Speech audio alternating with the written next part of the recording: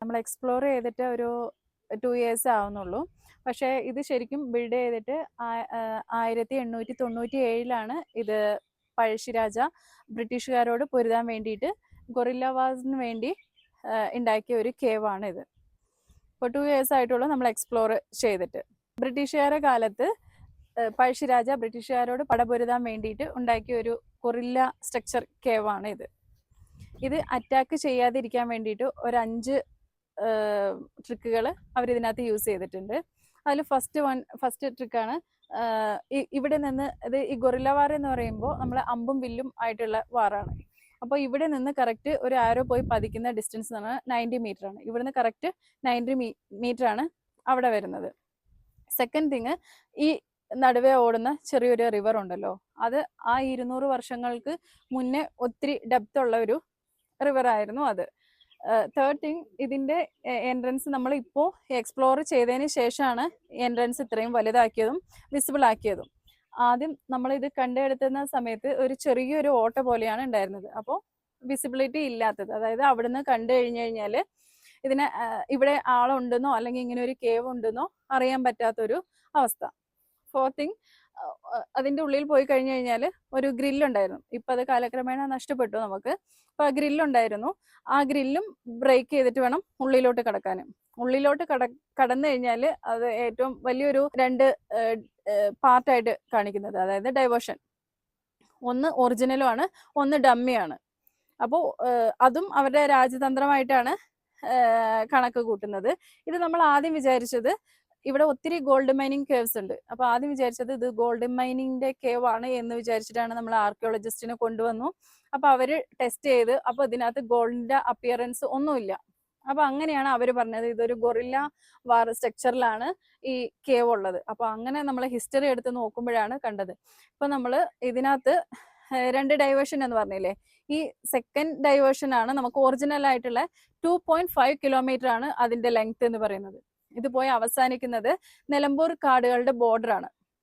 അപ്പൊ അവിടെ ചെന്ന് ഇവിടെ ഹൈഡ് ചെയ്ത് പോയി ചെല്ലാൻ വേണ്ടിയിട്ട് നിർമ്മിച്ച ഒരു കേവാണിത്. അതായത് ഒളിഞ്ഞിരിക്കാൻ വേണ്ടി, അവർ താമസിക്കാൻ വേണ്ടി യൂസ് ചെയ്തല്ല, പാസിംഗ് കേവ് ആയിട്ടാണ് ഇത് യൂസ് ചെയ്തിട്ടുള്ളത്. നമുക്ക് ഇവിടെ ഒരു വഴി കാണാം. ഈ വഴി കൂടെ 3 കിലോമീറ്റർ ഡയറക്റ്റ് നമ്മൾ അങ്ങോട്ട് പോകുകയാണെങ്കിൽ അവിടെയാണ് നിലമ്പൂർ കാടിന്റെ ബോർഡർ. അപ്പൊ ഇത് ഹൈഡ് ചെയ്യാൻ വേണ്ടിയിട്ടാണ് നമ്മൾ ഇത് യൂസ് ചെയ്യുന്നത്. ഹൈഡ് ചെയ്യാന്ന് വെച്ച് കഴിഞ്ഞാൽ ഇതിലെയാണ് ബ്രിട്ടീഷുകാര് പഴശ്ശിരാജന്റെ കോട്ട ആക്രമിക്കാൻ വേണ്ടിയിട്ട് ഈ വഴിയായിരുന്നു പോയിരുന്നത്. അപ്പൊ അവിടെ കോട്ടകൾ ഉണ്ടായിരുന്നു. ആദ്യം ഉണ്ടായിരുന്ന കോട്ടകൾ ഇപ്പൊ അതിന്റെ ശിഥിലമായ ഈ ഇത് മാത്രമേ ഉള്ളൂ, തറം മാത്രമേ ഉള്ളൂ ഇപ്പൊ അവശേഷിച്ചിട്ടുള്ളത്. അപ്പൊ അതിലേക്ക് പോകാൻ വേണ്ടിയിട്ടാണ്, അവരെ അറ്റാക്ക് ചെയ്യാൻ വേണ്ടിയിട്ടാണ് ഈ ഒരു കേവ് നിർമ്മിച്ചിട്ടുള്ളത്. അതായത് പോകുന്ന വഴിക്ക് അവരെ അറ്റാക്ക് ചെയ്യാൻ വേണ്ടിയിട്ടാണ് നിർമ്മിച്ചിട്ടുള്ളത്. അപ്പൊ ഇങ്ങനെ നമ്മൾ കഴിഞ്ഞ വർഷം നമ്മൾ ഇത് എക്സ്പ്ലോർ ചെയ്തു. അപ്പോ എന്താ പറയാ, ഈ പഴശ്ശിരാജന്റെ 6ാമത്തെ ജനറേഷനിൽപ്പെട്ട ഒരു ലേഡി, അവരുടെ 6ാമത്തെ തലമുറയിൽപ്പെട്ട ഒരു ലേഡിയും അവരുടെ ഹസ്ബൻഡും വന്നിട്ടുണ്ടായിരുന്നു ഇവിടെ.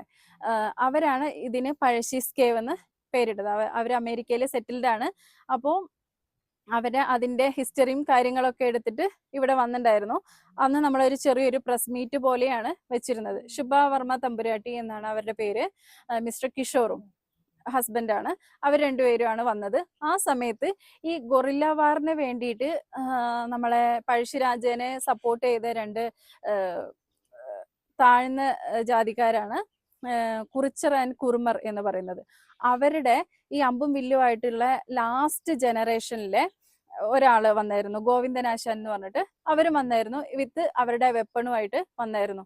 അപ്പോൾ അവർക്ക് ശുഭവർമ്മ തമ്പുരാട്ടി ഒരു മൊമെന്റോ കൊടുത്ത് ആദരിക്കുകയും, പിന്നെ ശുഭവർമ്മ തമ്പുരാട്ടി തന്നെ നമ്മുടെ പഴശ്ശിരാജാന്റെ ഒരു ഫോട്ടോ കൊണ്ടുവന്ന് ഇവിടെ ഈ കേവില് വെച്ചിട്ടുണ്ട്. അവര് അതിനൊരു വിളക്കും എല്ലാം കൊളുത്തിയിട്ടാണ് അവരന്ന് പോയത്.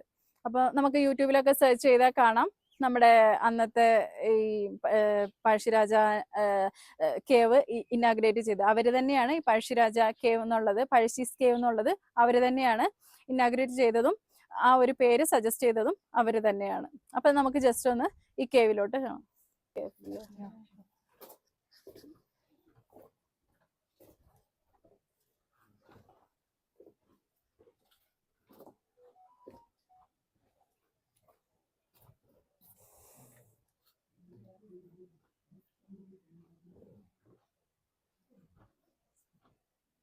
வரலாம், பயமில்ல, வரலாம். டார்ச் மட்டும் அடிச்சு காட்டிட்டே வா.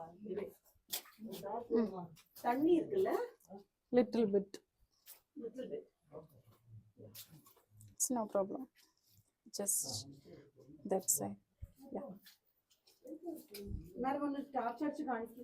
okay. എനിക്ക് വിഷൻ ഇല്ല. இங்க வெள்ளம் இருக்கு பாத்து. വെള്ളം அதுதான். Okay, കാല് അകട്ടി വരണോ. okay. இங்க வெள்ளம் இருக்கு பாத்து.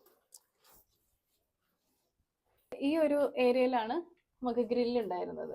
ഓ, അപ്പൊ ഇതെല്ലാം നമ്മുടെ ഗസ്റ്റുകളാണ്, നമ്മളെ കേവ് എക്സ്പ്ലോർ ചെയ്യാൻ വേണ്ടിയിട്ട് ചെന്നൈയിൽ നിന്ന് വന്നിരിക്കുന്നവരാണ്. അപ്പൊ ഇതാണ് പഴശ്ശിരാജാന്റെ ഫോട്ടോ. എവിടെയാണ് ഗ്രിൽ ഉണ്ടായിരുന്നത്? ഇതാ ദിസ് സൈഡ്. ഏത്? ഇതാ എവിടെയാ? ആ ഗ്രിൽ എടുത്തോ? നമ്മുടെ സിംഹത്തിന്റെ ഫോട്ടോ കാണാം. ഇല്ല. ഗ്രില്ല് എടുത്തതാണോ അത് ആൾക്കാര് കൊണ്ടുപോയതാണോ? എത്രയേ ഉള്ളല്ലേ? അതാണ് ഡമ്മി ഏരിയ ആണത്. ബട്ട് സ്റ്റിൽ അത് നമുക്കത് സ്ക്രോൾ ചെയ്ത് പോവാൻ വേണ്ടിയിട്ടുള്ള ഒരു വേ മാത്രമായിട്ടുണ്ട്. അപ്പൊ ഏത് സ്ട്രക്ചറിൽ നമ്മൾ പോകുന്നോ സെയിം പൊസിഷനിൽ തന്നെ റിട്ടേൺ വരണം. തിരിയാനുള്ള ഒരു ഇതില്ല. നമ്മള് നടന്നു പോകാൻ പറ്റില്ല. അങ്ങനെ വരണം. പ്ലസ് കഴിഞ്ഞു വരണം. പ്ലസ് അതേപോലെ നമുക്ക് ഓക്സിജന്റെ പ്രശ്നവും അതിനകത്ത് ബുദ്ധിമുട്ടായിരിക്കും. ഈ വഴി ഇതാണ് പഴശ്ശിരാജ. അത് കുറച്ച് ദൂരം, ഒരു 100 മീറ്റർ മാത്രമേ പോവുള്ളൂ.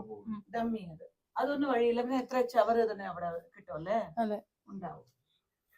ഇപ്പൊ ജസ്റ്റ് ഒന്ന് നോക്കിക്കോളൂ, അന്നത്തെ കാലത്ത് വേറെ വെപ്പൺസ് ഒന്നും ഇല്ലാത്ത സമയത്ത് അവരെങ്ങനെയായിരിക്കും ഈ ഒരു ഫുള്ള് പാറയാണ് ഇതൊക്കെ, കണ്ടോ? ഇന്റലിജന്റ് ഹാർഡ് വർക്ക് ചെയ്ത് എത്ര ഇന്റലിജന്റ് ആണ് ഒരു പ്ലാൻ. പഴയ കാലത്ത്